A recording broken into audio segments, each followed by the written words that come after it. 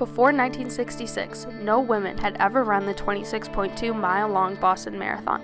Despite the fact that women could run the distance and were aware they could run it, most race officials and spectators believed that it was preposterous for women to run anything longer than 800 meters. And certainly women runners were heckled by male bystanders in those days. And, guys were stumbling out of bars and they see a woman runner, they're going to start throwing a beer bottle at her or worse, or start yelling uncouth things.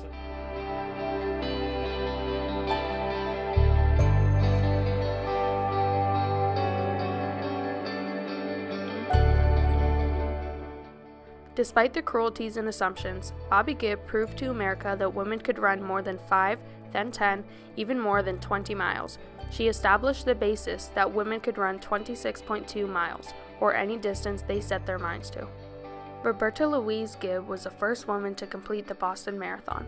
She took a huge stand in history by opening the doors for other women to run free with the men. She snuck into the race in April 1966, and if she didn't make that risky decision, women today might not be able to run the marathon. Before 1966, various women had been running shorter distance races though. In 1928, women were allowed an event at the Summer Olympics in Amsterdam. They were only permitted to run the 800-meter race, but they would take whatever they could get. 9 women ran the 800-meter, and 9 women finished. However, the New York Evening Post and other prominent newspapers had a clashing take on the situation. They composed stories that transmitted America to believe that 11 women ran and 10 collapsed, either during the race or right after. These deceiving stories provided Americans a reason to prohibit women runners from running any race longer than 200 meters. Women runners were given no support. Instead, they were given ridicule and hate. 29 years later, one American woman was allowed to run an exhibition 800-meter race. This woman was 23-year-old Grace Butcher. Her run showed the public that women could run the same distances as men. Then, the International Olympics Committee announced that they would be including a women's 800-meter race into the 1960 Olympics. In 1961, Julia Chase Brand motivated the idea of women's road running.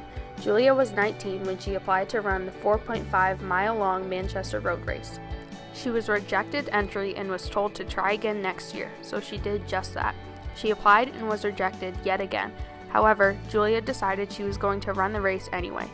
If I were to say my role was sort of the Rosa Parks, I had to say, and I said it well in advance, 2 months in advance, I'm going to run. If you have to ban me, so be it, but I'm going to do it. When she arrived at the start of the Manchester Road Race in 1961, she was surprised to see 2 other women there to run alongside her. These women were Chris McKenzie from England and Diane LaChosse from Connecticut. The 3 women ran the race and passed a few men along the way. Julia crossed the finish line with 33 minutes and 40 seconds, along with Chris and Diane, who finished a couple minutes behind her. Despite the fact that Gibb wasn't the first woman to compete in a women's running race, she took a significant stand by running in a race she was not allowed to enter.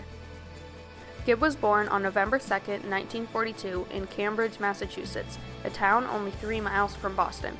She grew up in Winchester and Rockport, Massachusetts, 2 towns also very close to Boston. However, she didn't know about the Boston Marathon. This is due to the lack of runners in general, male and female, at that time. After going to Winchester High School, she attended Tufts School of Special Studies in Boston. In 1964, she transferred to the Boston Museum of Fine Arts. Gibb was leaning towards a more artistic career. She believes that her love of arts and nature contributes to her love of running, so when one of her friends introduced her to the Boston Marathon in 1964, she was determined to run it. When Gibb laid eyes on the Boston Marathon for the first time, she was all caught up in the beauty of the race that she didn't even realize there were no women competing. Still, Gibb wanted to run. Ideally, she would run the next year, 1965, but she sprained both of her ankles during training, so she had to wait until 1966. We looked at the marathon and I saw these runners and they looked like animals, very graceful, and there was kind of this inner sense that I wanted to be with them. I wanted to run with them. These were my people, and I just fell in love with it. It was totally irrational, totally outside the social norm. In the summer of 1964, Gibb's parents went away on sabbatical in England, so they had no idea what was happening in America with their daughter. After her parents left, she rode their Volkswagen all the way to San Diego, California, to live with her Malamute puppy. During this trip, from East Coast to West, she stopped along the way to train. She ran for 20 to 25 miles almost every day. I wrote for my application in February of 1966, and I got a letter back that said women are not physiologically able to run marathon distances. Gibb was angry and hurt, but she definitely wasn't defeated. She wanted to prove that women could do anything the men could do. Even though most of America thought women were incapable of running the distance, Gibb knew she could do it. On April 15, 1966, women's running was changed forever. Bobby Gibb was 23, and she had spent the last 4 days and 3 nights on a Greyhound bus traveling from San Diego. Nevertheless, she ran the Boston Marathon the day after she arrived.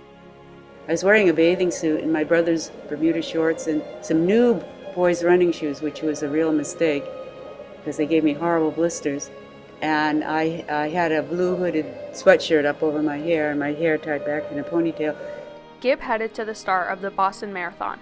Right as the race was about to begin, she hid in some bushes about 150 yards away from the start.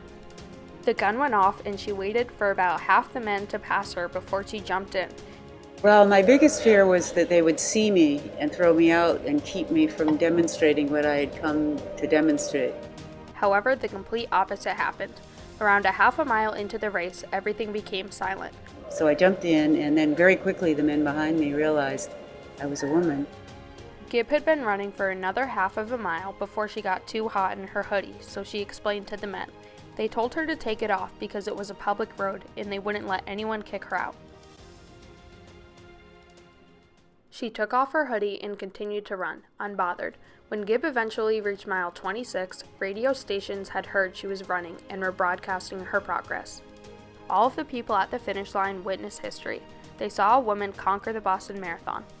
She defied Americans' beliefs and ended up finishing ahead of 2/3 of the men. She crossed the finish line with 3 hours, 21 minutes, and 40 seconds, and she was immediately taken into an interview room where she was wrongfully accused of running because she was trying to prove that she was better than the men.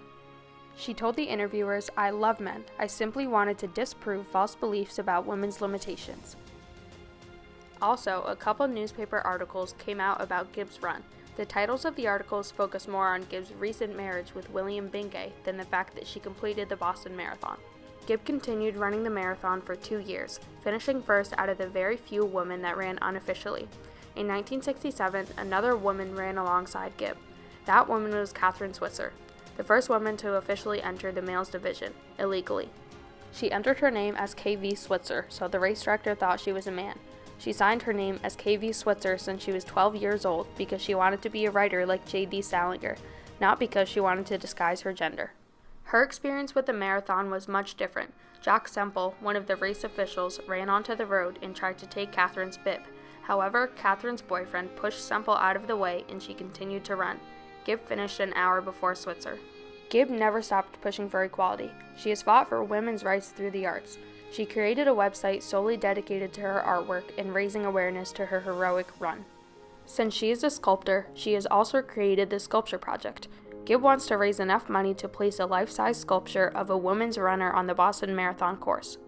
And all these prejudices and these stereotypes and these barriers that keep different groups confined in a way. And so I just want to crash through all those and open people's mind to the idea that every individual is unique and has a unique path in life and a unique gift to give. And we have to stop stereotyping each other and stop doing this group, fear and hatred thing and start being open. The first year Gibb hopped into the race, there was 1 woman competing. In 1972, when women were first allowed, there were 8. In 2017, present day, there were 13,968 women entered in the race. They made up 43.4% of the total runners in the 51st year of women competing.